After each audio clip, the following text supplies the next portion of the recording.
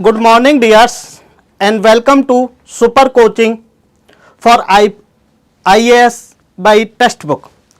And today we meet here to discuss one of the very important topic of Indian economy, that is inflation.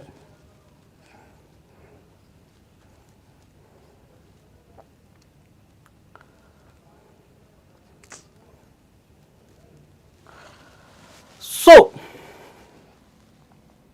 this is the most important or very important topic of Indian economy because UPSC is asking repeatedly questions from this topic, and today we will discuss it conceptually and it will be very clear to you people. So, let us start our today's session. So, first we will try to understand that what is the definition or what is the meaning of inflation, and first we will try to understand it in layman words, then we will conceptualize it technically or in the words of economist. So, when we talk about the inflation in layman words, suppose you went to market with 100 rupees, and with this 100 rupees you were able to purchase 5 units of goods and 5 units of services.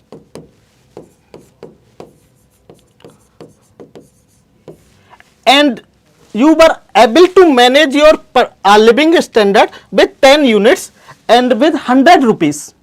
And in those 100 rupees, when you went to market, you were able to purchase 5 units of goods and 5 units of services. Now, after 1 month or 2 months, again you went to market and with the 100 rupees only, but now you find out that in 100 rupees you are only able to purchase 4 units of goods and 4 units of services. That means whatever you were able to purchase earlier in 100 rupees, that was 10 unit, whereas now after 1 month or 2 months, whatever you are able to purchase in 100 rupees, it is only 8 units. So, we can say that the purchasing power of rupee 100 or the goods or services the 100 rupees can purchase has reduced from 10 units to 8 units, and it has reduced because earlier the per unit prices was 10 rupees per unit, whereas the prices now in new circumstances after 1 or 2 months it is somewhere around 12 rupees or more than 12 rupees or more than 12 rupees. So, this is nothing that increase in prices from 10 rupees per unit to 12 rupees per unit, and because of that reduction in the value or purchasing power of rupee 100 is nothing but known to be inflation. Okay. So, now we will try to understand it technically. When we talk about the inflation, inflation is nothing but persistent increase in general price level over a period of time.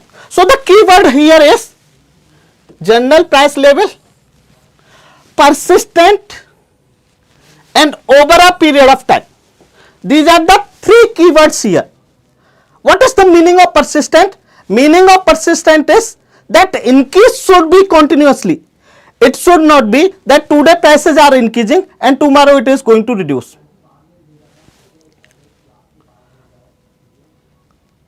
What is the meaning of general price level? General price level means average prices in the economy.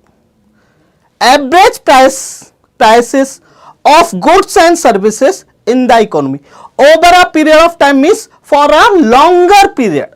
For a longer period, there should be continuous increase in average prices of goods and services. That situation is known as inflation. That situation is known as inflation. In other words, we can also say that inflation is nothing but a increase in the prices of most of goods and services, especially daily use services and goods such as foods, it may be clothing, it may be housing, it may be transport, it may be consumer staples, it may be educational services, it may be health services. If the prices of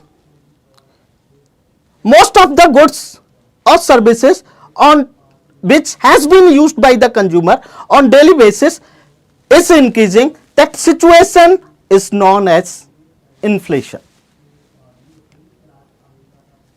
And some economists also defined inflation a situation in which too much of money changing few goods. And as I said that when there is inflation, the rupee loses its purchasing power. And we started our discussion with the example only. So this is about the definition of inflation. Now we are going to proceed further and we are going to discuss the types of inflation. When we talk about the types of inflation, we have to understand that in any capitalist economy, capitalist or market economy, prices are determined by market forces. Market forces means demand and supply.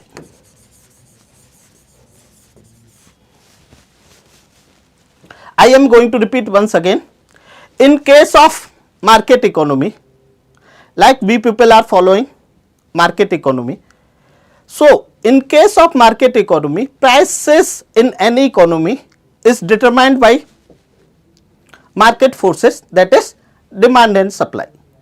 So as I said that inflation is increase in prices, and prices in any economy or especially in market economy is determined by market forces. So if there is increase in prices, that increase in prices is going to take place either because of the change in demand or because of change in supply. Therefore, when we talk about the types of inflation, the inflation can be categorized under two categories. One is known as demand pull inflation and another is known as cost push or supply shock inflation. Now we will understood that what is demand pull inflation and what is cost push inflation. What is the meaning of demand pull inflation? Demand pull inflation refers to the situation in which the prices in the economy increases because of increase in aggregate demand of the economy. Aggregate demand means total demand of the economy. The total demand in the economy has increased more rapidly in comparison to aggregate supply, means total supply in the economy. Because of that, aggregate demand has become more than aggregate supply. In that situation, prices are bound to increase, and that type of inflation is known as demand pull inflation. Shall I repeat once again? Yes. In case of demand pull inflation, what happened? the aggregate demand of the economy, meaning total demand of the economy, increased more rapidly in comparison to aggregate supply in the economy, meaning total demand of the supply in the economy. As a result, aggregate demand becomes more than aggregate supply. If something is being demanded more in comparison to supply, then prices are bound to increase. It is natural. And that type of inflation is known as demand pull inflation. That type of inflation is known as demand pull inflation. Now, we are going to proceed further and we will try to understand another type of inflation, and that is cost push inflation. What happened in case of cost push inflation? Because of increase in the cost of production, the aggregate supply in the economy reduces in short term, and because of that aggregate demand becomes more than aggregate supply, and in that condition prices are bound to increase, and that type of inflation is known as cost push inflation or supply shock inflation. Shall I repeat once again? Yes. When we talk about the cost push inflation, what happened? In short run, aggregate supply in the economy reduces. And why it reduces? It reduces because the cost of production in the economy has increased. As a result, what happened? Aggregate demand in the economy becomes more than aggregate supply, and in that situation prices are bound to increase, and that type of inflation is known as cost push inflation or supply shock inflation. And when we talk about the demand pull inflation, the moderate level of demand pull inflation is always good for the economy. Moderate level of demand pull inflation is always good for the economy, because what happened? If there is demand pull inflation, what it refers? That aggregate demand is increasing rapidly in comparison to aggregate supply. In that situation, the producer has the confidence that there is demand in the economy, and the producer, in order to meet the mismatch between aggregate supply and aggregate demand, the producer is going to increase the production. And in order to increase the production, the producer has to employ more people or more employees.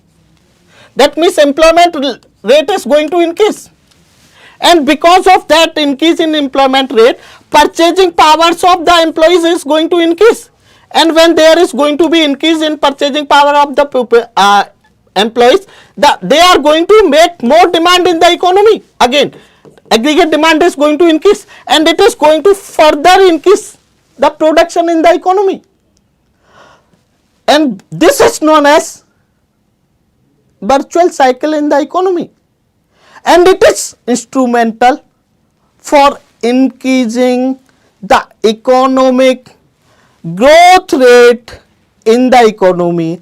As a result, increase in national income of the economy.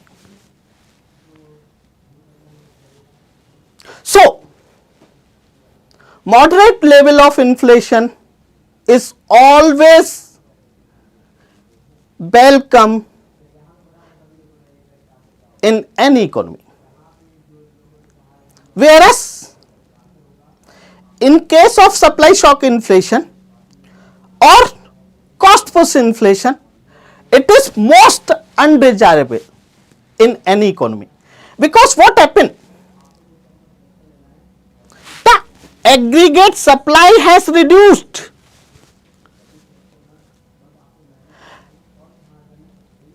And when and why aggregate supply? Meaning the production has reduced.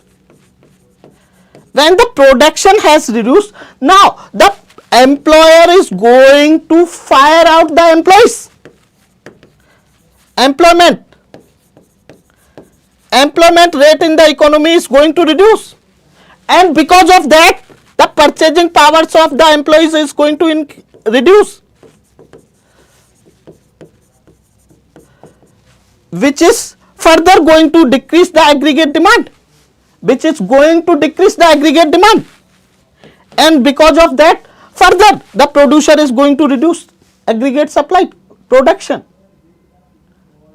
This is negatively going to harm the economic growth rate, and this is known as vicious cycle. So if the government or the monetary authority is not taking the required step when there is cost push inflation, it can be instrumental for recession in the economy in the longer term.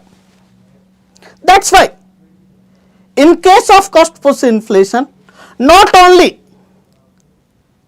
prices in the economy increases, but also it may lead to decrease in economic growth rate.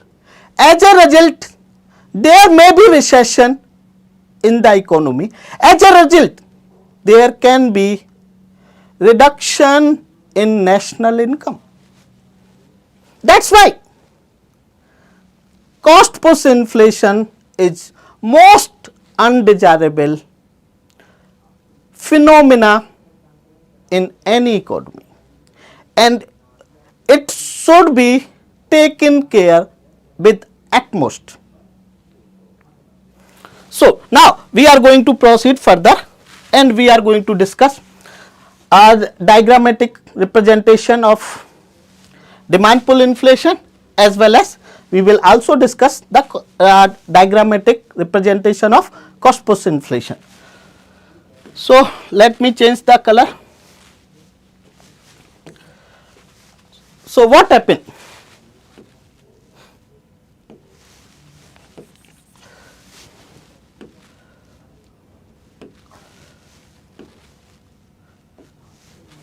So what happened? Here, in order to understand this graph, there is need to understand two basic laws of economics, that is known as law of demand,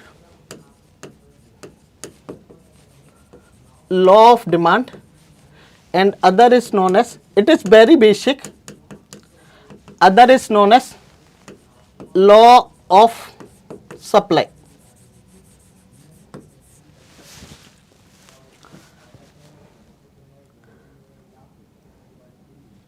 As per the law of demand, or law of demand determines the relationship between the prices and quantity demanded.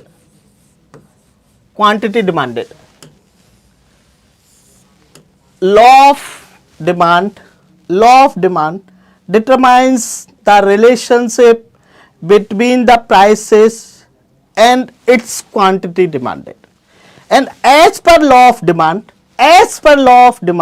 there is negative relation between the prices and its quantity demanded. Meaning, as the prices are increasing, the quantity demanded decreases. As per the law of demand, if the prices of any goods and services is increasing, its quantity demanded decreasing. That's why the demand curve is always downward sloping with respect to prices, which is being depicted with AD1 and AD2, aggregate demand 1 and aggregate demand 2. I am going to repeat once again, since as per the law of demand there is negative relation between the prices and its quantity demanded, that's why the demand curve is always downward sloping. Whereas law of supply also determines the relationship between the prices and its quantity supply. Law of supply determines the relationship between prices and its quantity supply. And as per the law of supply, there is positive relation. Underline this word, there is positive relation between the prices and its quantity supply. Meaning, as the prices increases,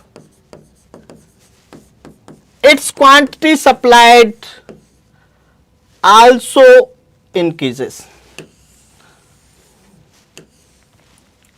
Therefore, there is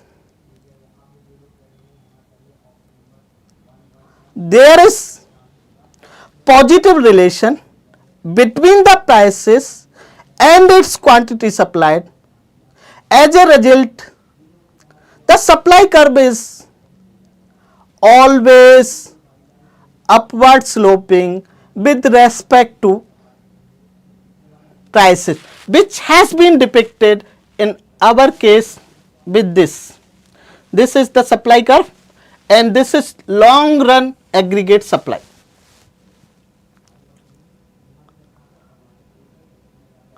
Okay, now we will try to understand this figure and let me rub it first.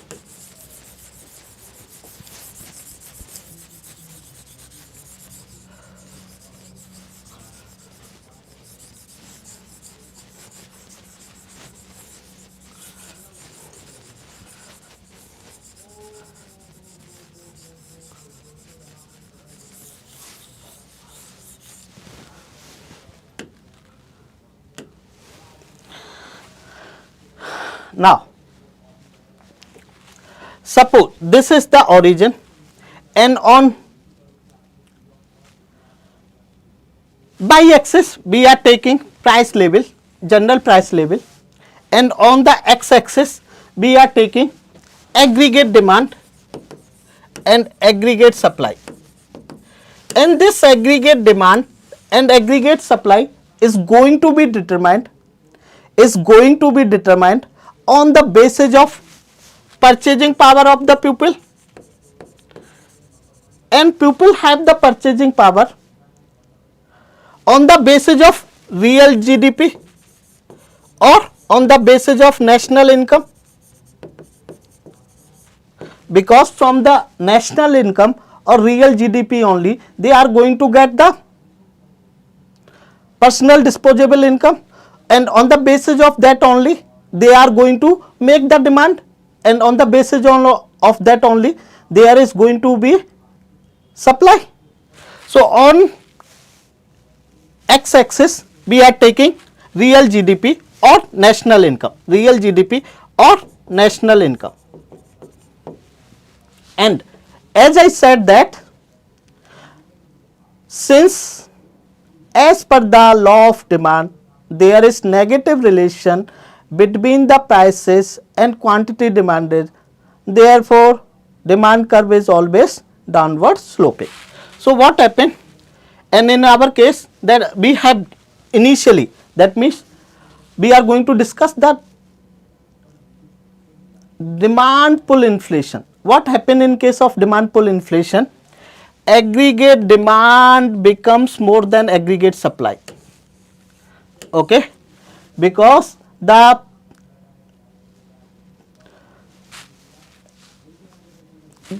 increase rate of aggregate demand is more in comparison to aggregate supply.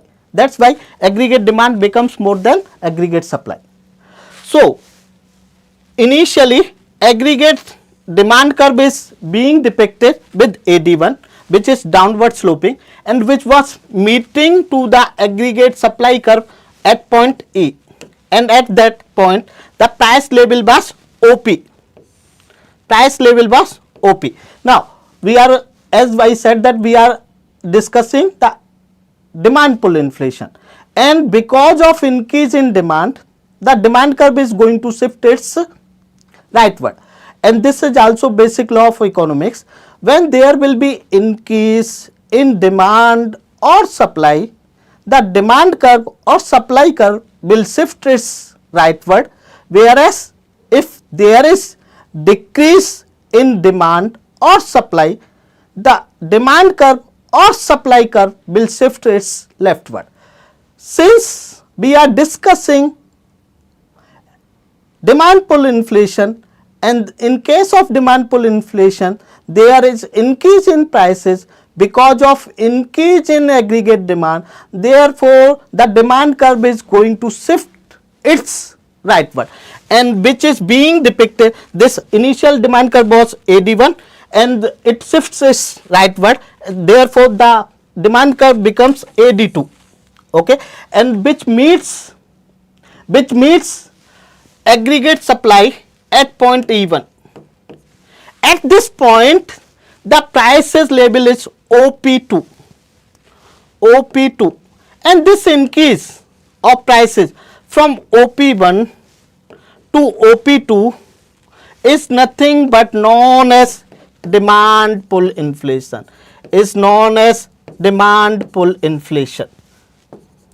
and this is about the prices.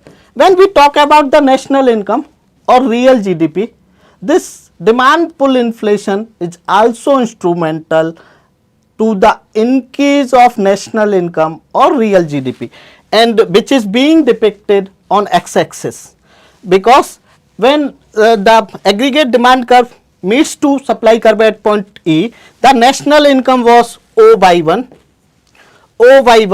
and later demand curve, which was AD2, when it meets to aggregate supply curve at point E1, the level of national income or real GDP is being depicted with O by 2. So, this increase from O by 1 to O by 2, that is by 1 by 2, is nothing but, this is nothing but increase in national income or real GDP.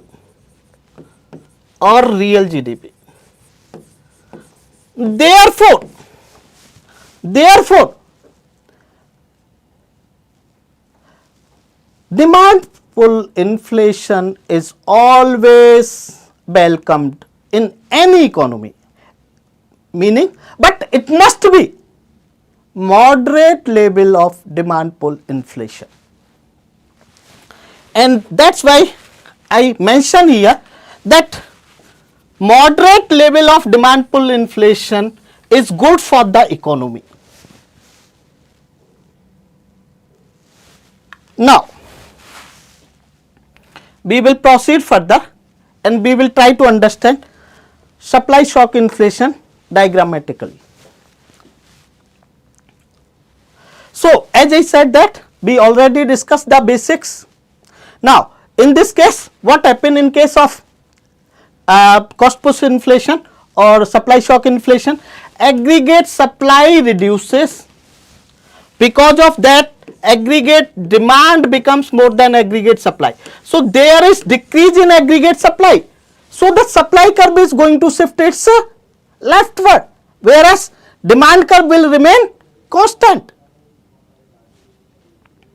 So, here this is origin, and on y-axis we are taking general price level or price level, and on x-axis, This is diagram, this is origin. On y axis we are taking general price level, on x axis we are taking real GDP or national income, real GDP or national income.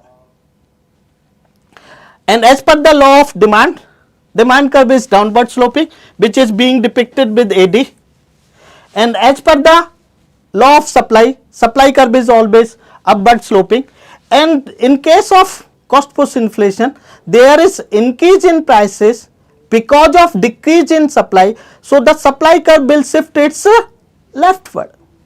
Okay, and initially when supply was okay, the initial supply curve is being depicted with short run aggregate supply S1.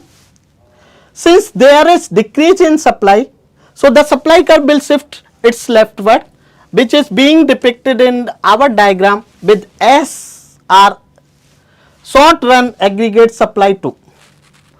This short run aggregate supply curve 1 meets to the aggregate demand curve at point T,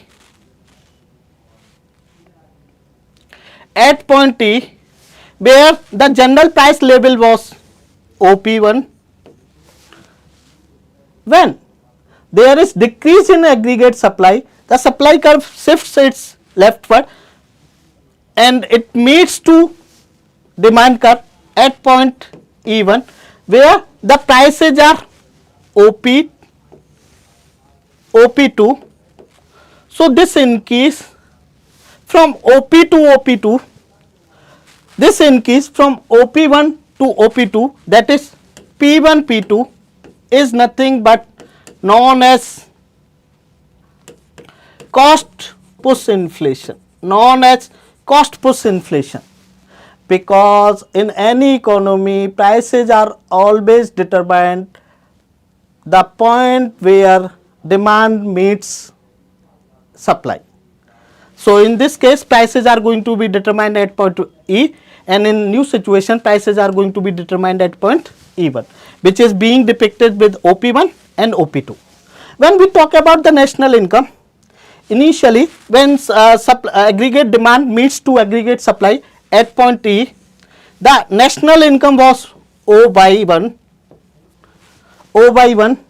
whereas when supply curve shifts its leftward because of decrease in supply, the supply curve meets its demand at point E1, where the national income is being depicted with O by 2. So the national income has decreased from O by 1 to O by 2. This decrease in national income, that is by 2 by 1, is nothing but because of increase in prices. Therefore, in case of cost push inflation, not only prices increases but also national income decreases. Therefore, it is most undesirable in any economy. It must be taken with utmost care. So the monetary authority, that is RBI, or the government has to take steps to reduce or to manage the cost push inflation. This should be utmost priority of the government or the monetary authority, that is RBI. Therefore, I have written it clearly that this is most undesirable in any economy, since not only prices increases but also national income decreases. Now we will proceed further and we will try to understand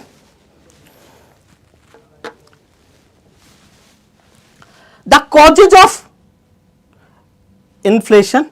First we will try to understand causes of demand pull inflation, then after that we will focus on causes of supply shock inflation or cost push inflation. So first of all we will discuss the causes of demand pull inflation. So when we talk about the causes of demand pull inflation, As I said that in any economy, demand is on the basis of purchasing power, and in any economy, purchasing power is determined by money supply. By money supply. What is money supply? We will discuss it in detail, and very deeply, but for understanding it here, I am going to define it. Money supply refers to money in the hands of individual at a particular point of time. Whatever money individuals or people hold at particular point, that is known as money supply, and whatever money they hold, they on the basis of that they makes the demand in the economy, and on the basis of that only aggregate demand is determined. So if there is going to be increase in money supply, then whatever money people hold in their hand, that is going to increase, and with the increase of that money, people are going to make more demand, therefore aggregate demand is also going to increase. So when we talk about the reasons for demand pull inflation, so we have to focus that what can be the reasons for increase in money supply in the economy. So very first is going to be increase in money supply in the economy. Not only this, if there is increase in forex reserves means foreign exchange, that means the international currencies we hold, if the amount or value of that currency is going to increase, that is definitely going to increase money supply in the economy, and that is definitely going to increase aggregate demand. Suppose earlier we were having $50 in the economy, so suppose $1 equal to 80 rupees, so that means total money supply in the economy was 4,000. Now suppose this increased to $80, then now what is going to be total money supply in the economy? That is going to be 6,400, and whatever demand with people were making with 4,000 rupees, that will be definitely lesser than the new situation. People are making demand on the basis of money supply of 6,400. So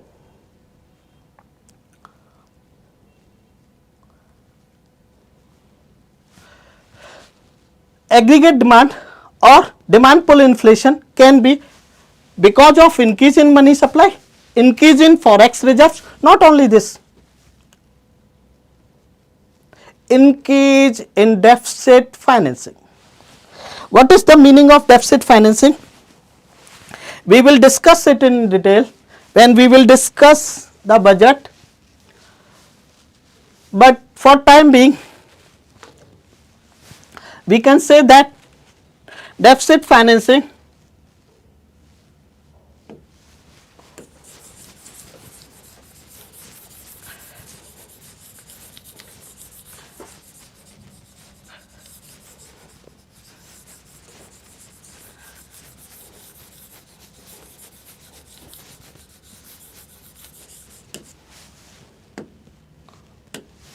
for time being we can say that deficit financing refers to printing of new currency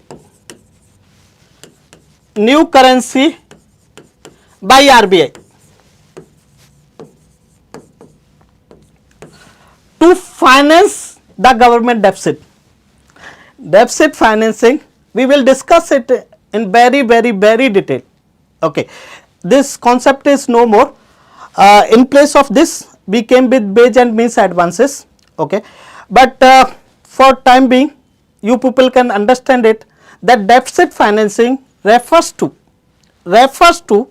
printing of new currency by the RBI to finance the deficits of government. Okay, so when the government is going to print, or RBI on the behalf of government, RBI is going to print new currency, that is going to increase the money supply in the economy, and that is going to lead the aggregate demand, but it is not desirable. It is not desirable in the economy because your production has not increased, but your money supply has increased. So this will be instrumental for hyperinflation in the economy, and that's why we abandoned this practice and we came with new concept that is known as ways and means advances. We will discuss when we will discuss the budget, the basics of budget.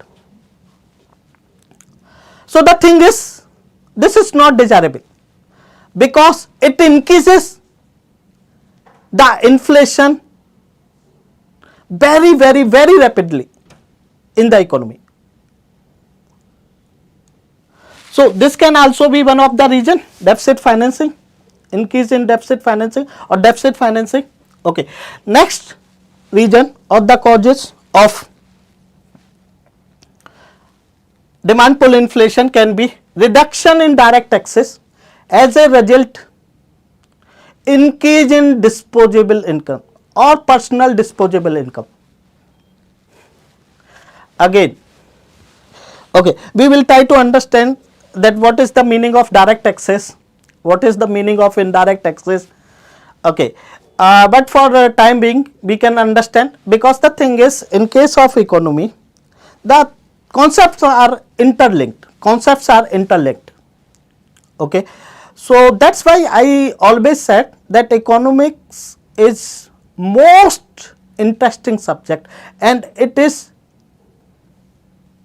simplest subject if your concepts are clear. It is even interesting than physics if your concepts are clear. So the thing is, we will try to understand that for time being, what is the meaning of direct taxes. Direct taxes are those taxes which is being levied and paid by the same individual who has the tax liability. I will not use the technical word, otherwise I can use that the direct taxes are those taxes in which impact and incidence of taxes is on the same person on which it is being levied. This is more technical. Okay, and when we need to write the answer, we have to use these words, but we will discuss this when we will discuss the taxation. So for here we will try to understand it in very simple words, what is, and we will discuss it with the example as well. So what is the meaning of direct taxes? Direct taxes are those taxes which is being levied and being paid by the individual on whom there is tax liability, like personal income tax, corporate income tax, dividend distribution tax. What it is, we will discuss when we will discuss the taxation. Okay, we cannot shift from here to there, there to here. Okay, but the things is, that's why people find economics little tricky, because things are interconnected and pupils do not have the clarity on concepts. Okay, so what is that? Suppose I have the income of 50,000, okay, and my income, this is completely hypothetical, although there is something which is known as tax slab, and taxes, personal income tax are levied on the basis of tax slab. So we are not going to discuss that. This is hypothetical situation, and we are discussing that suppose I have 50,000 rupees as a income, and my income should be taxed at the rate of 10%. So what is going to be my tax liability? My tax liability, if my income is 50,000 and my income should be taxed with the rate of 10%, then it is going to be, what is going to be the tax liability? It is going to be 500. So this is, although my income is 50,000, and because of my direct taxes, that is personal income tax,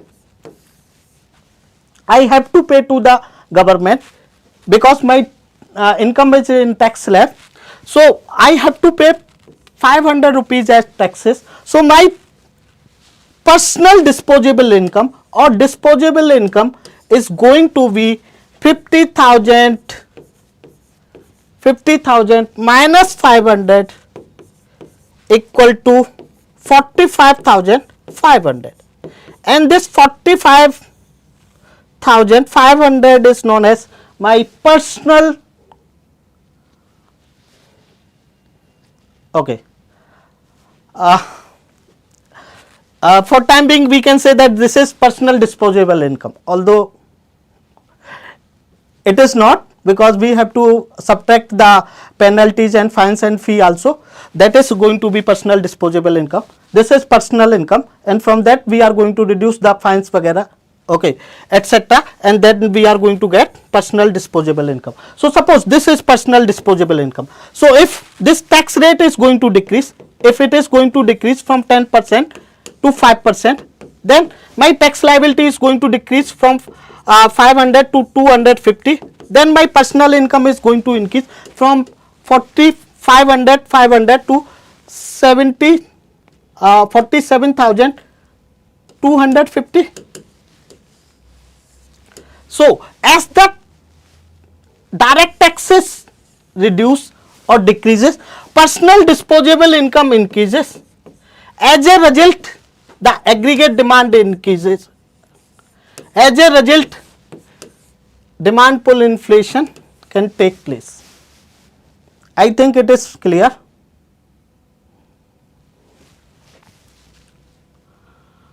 Okay. Now we are going to proceed further.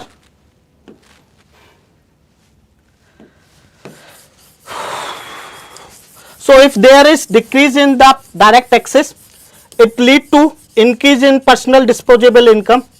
As a result, aggregate demand in the economy increases, and it may lead to demand pull inflation in the economy. Now we are going to proceed further, and when we talk about the next concept or next region for demand pull inflation, we can say that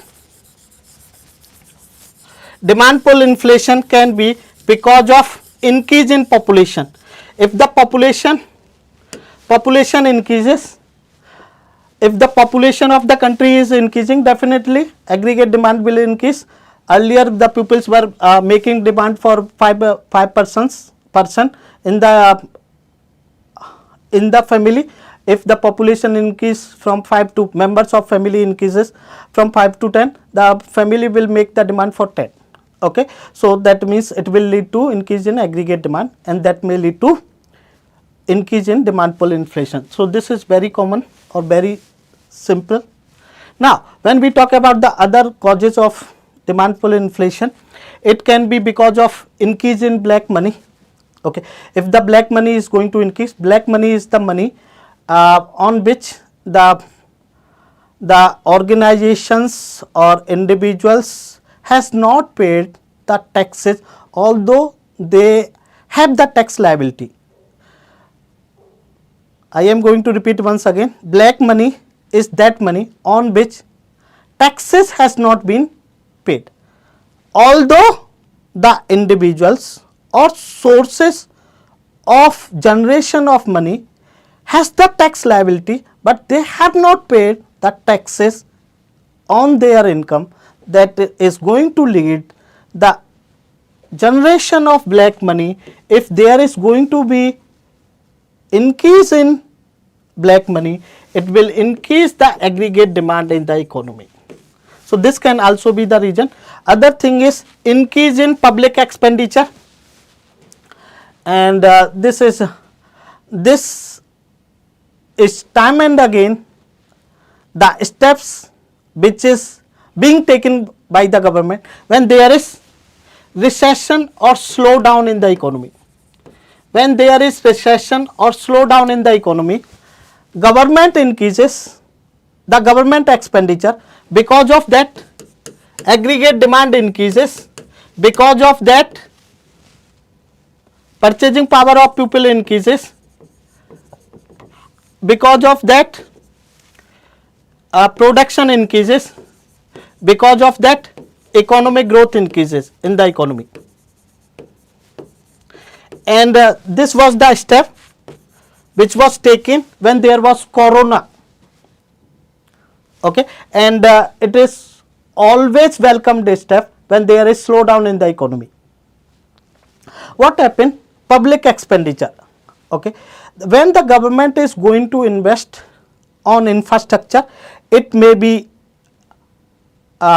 infrastructure on health facility, it may be infrastructure on educational facility, it may be infrastructure on physical infrastructure like bridges, roads. If government is going to make the investment when there is slowdown, so what happened, that in order to make the health facility, educational facility of physical infrastructure, government has to employ more people. And when the government has to employ more people, so the employment rate in the economy will increase. When the employment rate in the economy will increase, it will increase the purchasing power of the people. And when on the basis of that increase in purchasing power, people will make the increase in their aggregate demand. On the basis of that, if there is increase in aggregate demand in the economy, the producer will make more production. As a result, economic growth will take place, and as a result, slowdown can be taken care. This was the concept given by J.M. Keynes when there is slowdown or recession in worldwide in 1939. So this can also be the reason, and we discussed it in detail that if government increases the public expenditure, and because of that employment rate in the economy increases, because of that purchasing power of the people increases, because of that aggregate demand in the economy increases. Okay, and it may lead to demand pull inflation, moderate level of demand pull inflation. Okay, and it is always a welcome step by the economy.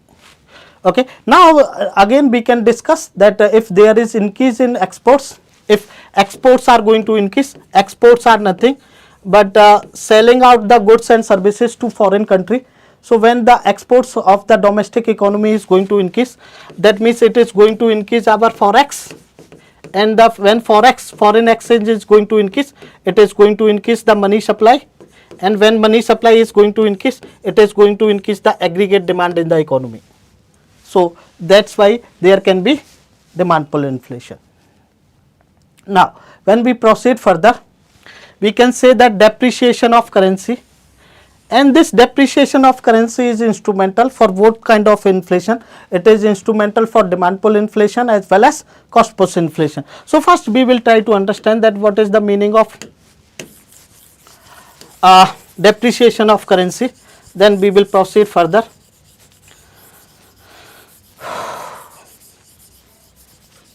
So what is the meaning of depreciation of currency? Depreciation of currency refers to decrease in the value of domestic currency in terms of foreign currency or dollar.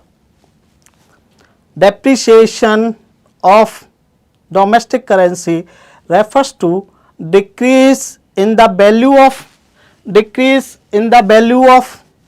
domestic currency in terms of foreign acceptable currency, that is dollar, that is known as depreciation. And suppose the value of $1, earlier the value of $1 was 80 rupees. Now the $1 becomes equal to 85 rupees. this is nothing but depreciation. This is nothing but depreciation in value of rupee. This is nothing but depreciation in the value of rupee. So what happened? Depreciation. How depreciation is instrumental for demand pull inflation, we will understood it. Okay. Suppose because of depreciation, what happens? It is theoretically, practically situation is different. Okay, but theoretically we can say that. Okay, because depreciation of currency leads to increase in aggregate demand. What happened? Because of theoretically, because of depreciation of currency, our exports motivate, whereas our imports demotivates or discourages or reduces. I am going to repeat once again. Theoretically, because of depreciation, our exports encourage or increases, whereas because of depreciation of currency, our imports discourages or reduces. As a result of these two, our foreign exchange increases. Because of that, money supply increases in the economy. As a result, aggregate demand increases in the economy. Why our exports motivate and our imports demotivate? We will try to understand. Okay, exports for us is nothing but import for foreign country. So when they were spending $1, they were able to purchase the goods equal to 80 rupees. In the new situation, when there is depreciation, by spending only $1, now they are able to purchase the goods or services equal to the value of 85 rupees. That means by spending same amount of foreign currency, they are able to purchase more goods and services from Indian economy. That's why it motivates our exports. Whereas in case of depreciation, our imports discourage. Why? Because what happened? By spending 80 rupees earlier, by spending 80 rupees, we were able to purchase the goods and services equal to the value of $1. Now, in order to purchase, because of depreciation, in order to purchase same $1 value of goods and services, we have to spend 85 rupees. That means we have to spend more rupees for purchasing same amount of goods and services of value $1. So because of that, our imports becomes costlier. Our imports become costlier. That's why our imports decreases. That's why because of depreciation, our exports increases, whereas our imports decreases. As a result, there is going to be improvement in BOP. As a result, there is increase in forex reserves. As a result, money supply increases. As a result, aggregate demand increases. I think it is very clear. This is about the theory, but in practical, this is not the situation in case of India. In case of India, we are not the beneficiary of depreciation of currency. In fact, depreciation of currency negatively affects Indian BOP situation. That's why this was the cause of concern for each and every individual in India when there was depreciation in the value of rupee, and we will try to understand it. That this was about the theory, but in practical what happened? In practical, our imports are highly inelastic. What is the meaning of it? Okay, when we have to write our answer, we have to use these words, that our imports are inelastic. What is the meaning of inelasticity? The meaning of inelasticity is whether there is going to be depreciation, whether that our imports are going to be cheaper or costlier, it does not make any sense. We have to import. This if we talk about in economic sense, if the imports are going to be costlier because of depreciation, we have to reduce our imports. But in case of India, what happened? In case of India, what happened? Our imports are highly inelastic, meaning although it is going to be costlier because of depreciation, but we have to import. We cannot reduce our imports, because whatever we are importing, we are using it as a raw material for further production, in the economy. So since most of the imported commodity in India is being used as a raw material for the further production process, so whether it is going to be costlier or cheaper, we have to import. And because of depreciation of currency, depreciation of rupee, our imports are going to be costlier. That's why our import cost is going to be increase. If the import cost is going to increase, definitely our cost of final product is going to be increase. Cost of final product is going to increase, and because of that, our product is no more going to be competitive in international market. That is going to decrease our exports.